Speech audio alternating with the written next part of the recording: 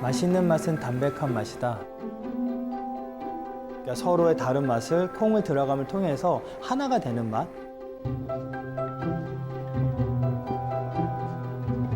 콩은 절대적인 거죠.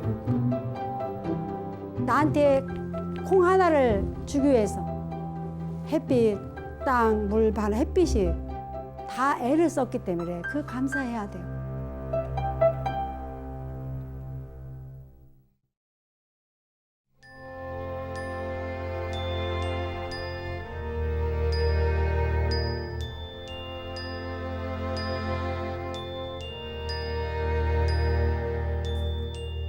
스님들이 먹는 수행식은 뭔가 마음을 맑게 해주는 음식이거든요. 지혜를 주는 음식이다. 그래서 나는 어릴 때부터 우리 할머니, 외할머니가 저를 키우셨어요.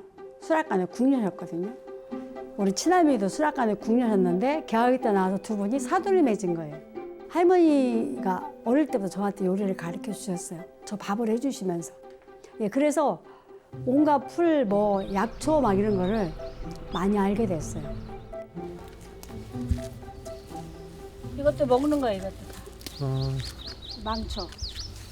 제가 너무 무리를 해서 간이 많이 안 좋아졌어요. 저희 아버님하고 오빠 두 분이 이제 간이 안 좋은 걸 제가 유전자를 타고났어요.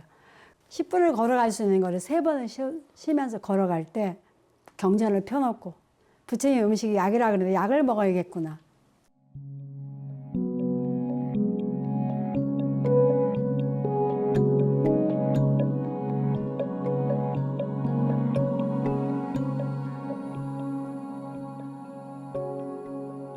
약이 되는 음식이 김치와 간장, 된장, 고추장이었어요. 그걸 갖고 음식을 해서 먹으면서 제가 이제 1년 만에 향채를 만들고 그래서 나 같은 한자를 만들지 않기 위해서 음식 수행자의 길을 간 거죠. 사찰에서 콩은 단순한 재료를 넘어섭니다.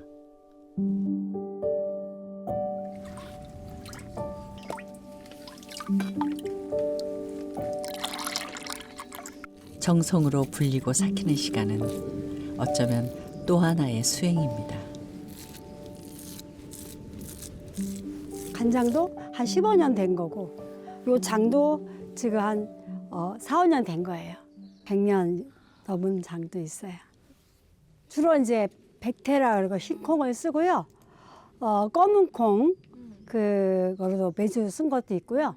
어른 스님들은 그 공양 드실 때 맨 가운데 간장을 놓습니다. 그러면 마른 수저로 간장을 딱 찍어서 먼저 드시면 절대 음식을 먹고 체하거나 탈이 없으세요. 그게 건강 장수의 비결이에요. 뜨거운 물이나 찬물에 타가지고 마시기도 하고요. 몸이 힘들거나 막 그러면 간장차를 드세요. 살생을 금하는 스님들의 밥상에서 콩은 귀한 단백질입니다. 다채로운 요리로 모습을 바꾸며 사찰의 식탁을 든든하게 채웁니다. 불린 콩을 삶고 곱게 갈아 쌀과 함께 끓여내는 콩죽. 스님들이 아침 공양으로도 자주 드시는 음식이죠. 콩죽은 1년 12달 먹어도 돼요. 특히 이제 봄이 됐을 때 이렇게 기운이 좀 떨어지고 막 그럴 때 콩죽이 기운을 돋아주거든요. 단백질이기 때문에.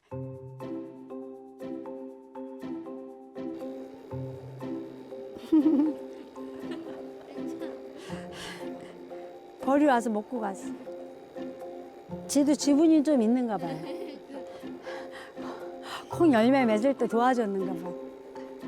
근데 이제 이 쑥을 넣는 이유는 이 콩이 냉하기 때문에 쑥을 넣으면 냉한기가 없어지면서 소화가 잘 돼요. 연한 쑥을 처음에 나올 때 삐죽삐죽했을 때 딱 넣으면 굉장히 이렇게 향기롭고 맛있어요. 예, 어릴 때. 봄 되면 항상 이 쑥콩죽을 수시로 가끔씩 해서 주셨어요. 어릴 때는 어머니가 이거 해주면 어리니까 쑥 냄새도 강한 것 같고 콩도 막 비린내 나는 것 같고 생각에. 그래서 별로 쑥콩죽이 별로 안 맛있었던 것 같아요. 나이가 먹으니까 이걸 먹고 나니까 편하네. 불을 꺼야 돼 이제. 색깔이 아주 이쁘잖아요, 지금요. 든든하면서도 편안한 맛.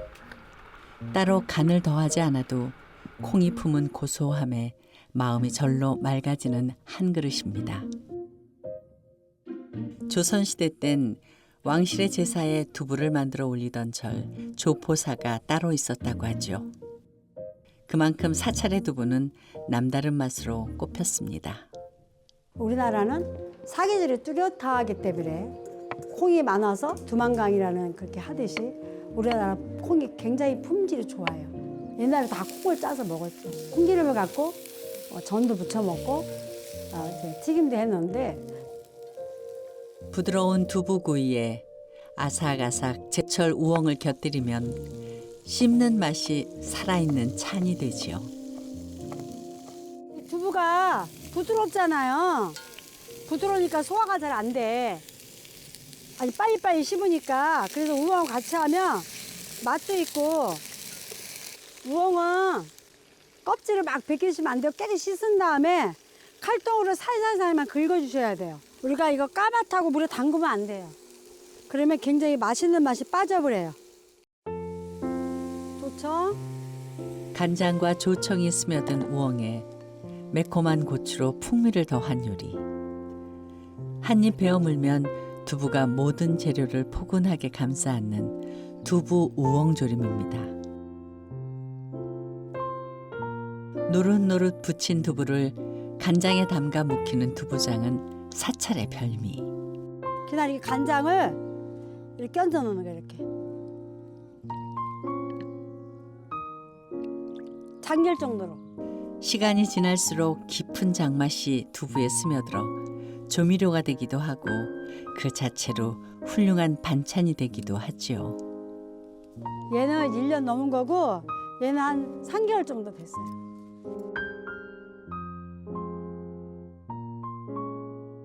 이게 오래되면 이렇게 돼요.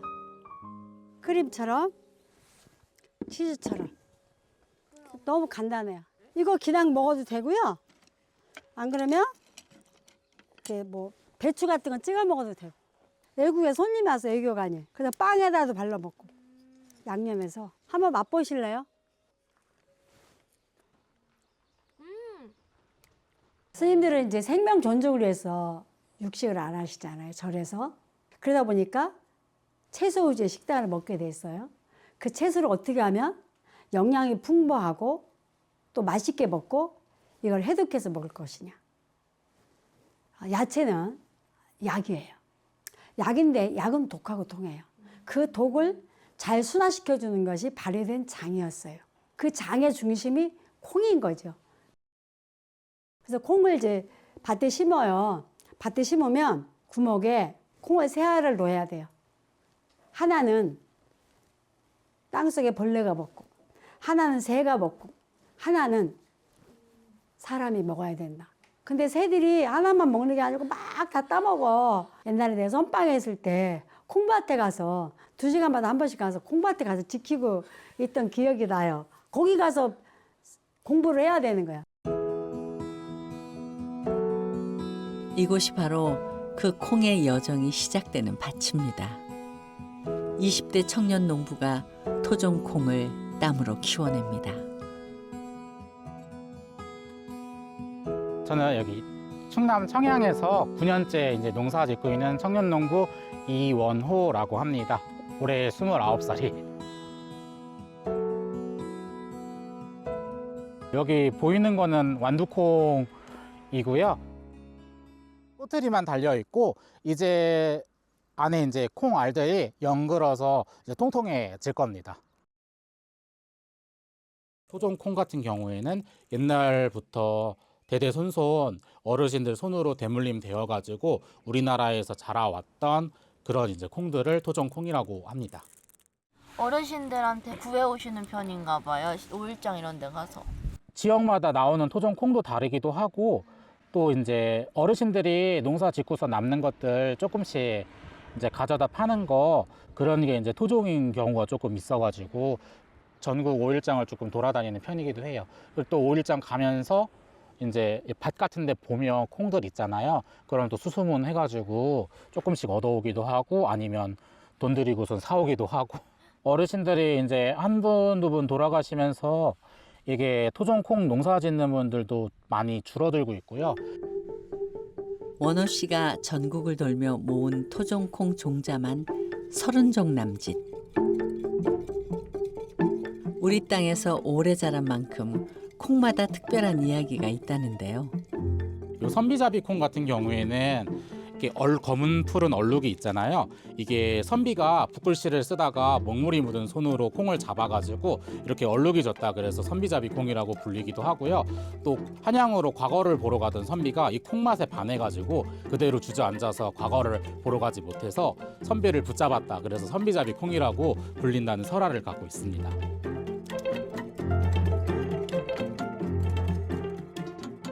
콩의 기원지가 우리나라 한반도라고 하더라고요. 그래서 그런가 토종을 모으는 과정에서 콩, 특히 두류 종류들이 좀 많이 모여지게 됐고 그러다 보니까 콩을 더 사랑하게 된 것 같아요. 그 콩 같은 경우에는 그 뿌리혹 박테리아라고 해서 스스로 질소를 이제 만들어 가지고 성장을 하거든요. 그래서 척박한 데 심어도 콩은 결실을 맺고 잘 자라요. 사람이 손을 조금 덜 타도 그래도 이제 이렇게 잘 자라고 버텨나갈 수 있는 모습들을 보면 저도 지금은 조금 어려워도 콩을 농사 짓는 농부로서 조금 콩처럼 견뎌내갈 수 있지 않을까 싶습니다. 경북 상주의 조그마한 콩마을. 평생 콩을 키워온 이곳 농부들은 5년 전 마음을 모아 마을 기업을 세웠습니다. 각자의 밭에서 길러낸 콩을 한데 모아 두부를 빚어내기로 했죠.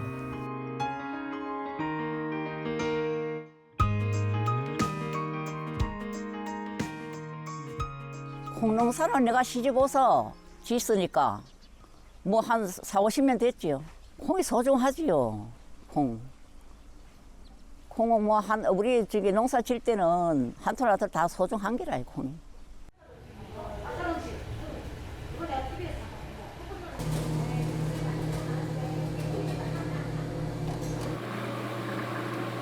불린 콩을 곱게 갈아 비지를 걸러내고 그렇게 남은 맑은 콩물을 은근하게 끓여냅니다.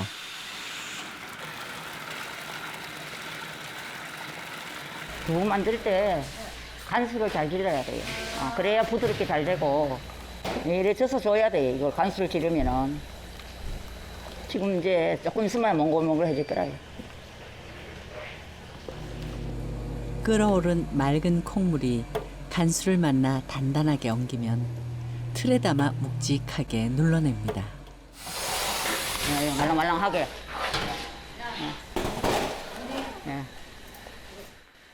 갓 만든 따끈따끈한 두부. 보기만 해도 입안 가득 구수함이 퍼지는 이 한모 한모엔 마을의 자부심이 담깁니다. 집집마다 손두부를 만들어 먹던 베테랑 농부들이지만 커다란 두부 기계를 처음 마주했을 땐 영락없는 초보였습니다. 처음에 익숙하지 않아가지고 배우는 과정이 힘들었지요, 솔직히. 이게 툭툭 터져갈 두부가 이렇게 막 다 넘었고 그랬어, 처음에. 이거를 누릴 때 조정을 잘 해야 되는데, 야, 너무 꽉 누르면 터져, 이게.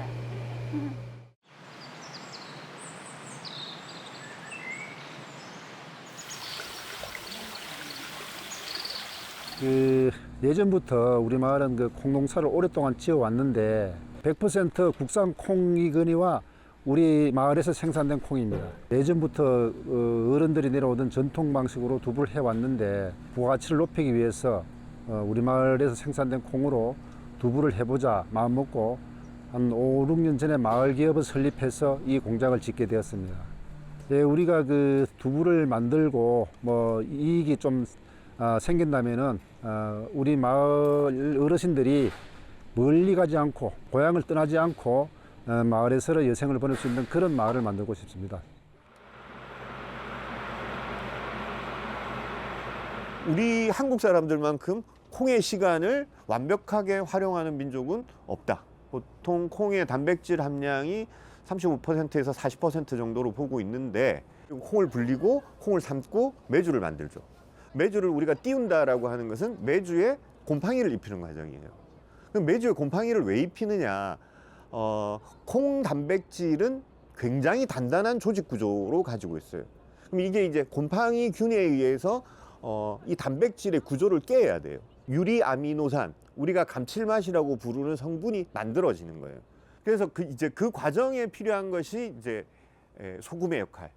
그 다음에 물이 있어야 콩이 가지고 있던 아미노산이 물 속에 녹아요. 그렇게 물 속에 녹은 것들만 갈라내면 간장. 여전히 그 분해되지 않고 남아있는 단백질 찌꺼기가 계속 이 발효가 되면 된장. 된장 간장을 기다리기가 너무 기니까 그 사이에 좀 빨리 먹는 장으로 만들어 놓은 게 청국장. 저는 가끔 콩을 바라보면서 좀 놀라운 게 우리 선조들은 이걸 어떻게 다 알았을까? 시골 농부들의 손에서 자란 콩은 이제 새로운 미식의 세계로 향합니다. 이 미쉐린 원스타 주방에선 우리 콩이 품격 있는 한 접시로 또 한 번 모습을 바꿉니다. 전통 음식에도 여러 가지 분야가 있는데 온지음에서 처음에 시작했던 부분은 궁중 음식과 반가 음식입니다. 우선은 우리나라는 궁중 음식이라는 좀 재료가 많이 들어가고 조금 고급 음식이 문화가 가지고 있기 때문에 그 음식 자체가 파인다이닝에 어떻게 잘 어울리지 않을까 생각을 했었던 것 같아요. 저희는 한식을 해왔던 사람이고 그 한식 안에는 또 옛 어른들이 계속적으로 전해줬던 많은 조리법이 있고 그거를 저희가 배우고 만들어보고 먹어왔기 때문에 우리 궁중과 양반가의 식문화를 파인다이닝으로 풀어내는 이곳. 아시아 베스트 레스토랑 14위에 오르며 세계 무대에서 한식의 아름다움을 인정받았습니다. 그 바탕엔 해마다 직접 담가온 장맛이 있죠. 맨 처음 그 장을 배웠던 곳이 생각이 나는데요. 아무것도 몰랐던 학생인데 그 영암에 있는 한 발효 연구소예요. 근데 제가 그냥 단 몸으로 가가지고 가르쳐 주십사 부탁을 드려서 거기서 이제 숙식을 해결하면서 한 2년 반 정도 했는데 그래서 그 기억이 너무 좋아서 지금까지 이제 발효를 하고 있는 것 같기도 하고요. 이 발효를 하고 장을 담그는 게 잠깐 겨울에 끝나는 게 아니라 정말 1년 매년 매일 이렇게 관심을 가져야 돼요. 겨울에서부터 봄, 가을이 될 때까지 계속 맨날 항아리 관리를 해줘야 되고 청국장을 만들 때는 가볍게 이제 부드러울 때까지 콩을 삶아내고 바구니 같은 곳에 축축한 면보를 같이 씌워서 콩을 붓고 이 콩이 잘 발효가 될 수 있도록 지푸라기, 고초균이 들어가 있는 지푸라기 등을 넣어서 따뜻한 온도와 습도를 같이 맞춰준 상태에서 한 30에서 한 48시간 이틀 내에 확인해서 이 저었을 때 실이 잘 나오고 향이 이제 올라오기 시작한 상태를 확인하면 이제 청국장이 완성되는 겁니다. 해산물로 육수를 내고 소고기를 듬뿍 얹어 산의 진미를 한 그릇에 담은 귀한 요리 청육장입니다. 우리가 보통 청국장을 끓일 때는 김치와 고기를 넣고 푹 끓여가지고 찌개를 먹는 방법이었다고 하면 얘는 소의 머리부터 내장류 그리고 해산물, 건대구, 건해삼 여러 다양한 정말 귀한 재료를 넣고 푹 삶아가지고 요거를 술안주로 먹었던 건데 가장 추운 날 아랫목에서 이거를 샤베처럼 시원하게 만들어서 술안주로 먹었다고 할 정도니까 얼마나 럭셔리했겠어요.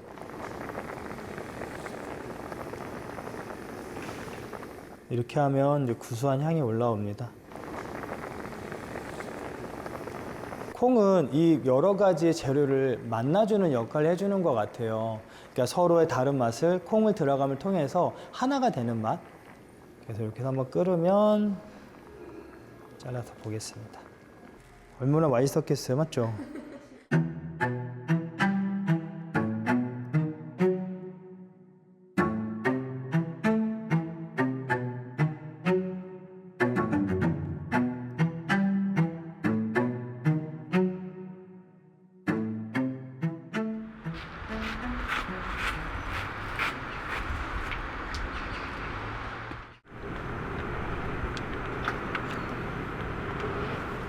옛날에 궁에서는 장의 종류를 달리 해가지고 아주 오래된 장은 조림을 할 때 쓰고 금방 담근 장은 막잖아요. 그럼 그 국을 끓일 때 쓰고 그래 장의 쓰임새를 달리 하면서 그거를 관리하는 장꼬마마까지 있었을 정도로 그 예전에는 장이라는 존재가 너무나 중요했고 좋은 장은 일단 자기의 그 자체로 어떤 향기가 있다고 저는 생각해요. 업장에서는 수입콩을 쓰지 않고 그 매주 만들 때 콩이 좀 있어가지고 한번 만들어 봤는데 무르는 시간 자체가 달라요. 콩이 부드러워지는 시간 자체가 다르고 뭐 예를 들면 콩국수를 뭐 실험적으로 해봤다. 그럼 고소한 맛이 다르죠. 요리를 잘해서 손님한테 고객을 드린다라는 개념을 떠나서 저희가 요리를 하는 행위 자체가 여러 사람 같이 산다는 느낌이 같이 살아간다는 느낌이 들거든요. 우리가 음식을 담는 기물을 만드는 작가님들, 그리고 우리가 재료 하나하나 쓰는 농사를 짓는 농부님들과 그런 모든 사람이 다 살아간다고 생각하기 때문에 빠르게 음식을 잘할 수 있다고 생각하지는 않아요. 저도 지금 고추장 바로 담갔다고 바로 쓸 수 있지 않거든요. 바깥에 좋은 공기 안에서 바람을 만나고 스스로 발효할 수 있는 시간을 줘야 우리가 먹을 때 맛있게 되는 것처럼 우리는 무언가를 만날 때 항상 기다림의 시간을 가져야 된다고 생각합니다. 콩은 서두르지 않습니다. 모진 여름볕을 견디고 가을 찬바람을 맞으며 제 몸을 여물게 한 뒤에야 밥상에 오릅니다. 사람의 마음도 마찬가지겠죠. 기다림과 인고의 계절을 통과하면서 우리도 비로소 단단하게 여물어가는 법입니다. 공양이라는 말은 나눔이라는 뜻입니다. 일단 음식은 들어와서 내 몸과 마음과 영혼을 나눠요. 내 몸과 나누고 사람과 나누고 문화와 나누고 온 자연의 생명하고 나누기 때문에 콩은 어느 주의 생명이죠. 콩이 자라려면 뭐가 있어야 돼요? 땅이 있어야 되지. 물도 있어야 되지. 햇빛도 있어야지. 바람도 있어야 되지. 한 방울의 물에도 천지의 은혜가 스며져 있고 한 알의 곡식에도 만인의 노고가 담겨져 있습니다. 정성으로 마련한 이 음식으로 추림을 달래고 바른 마음으로 바른 생활을 하여 인류를 위하여 봉사하겠습니다. 마하반야 바람에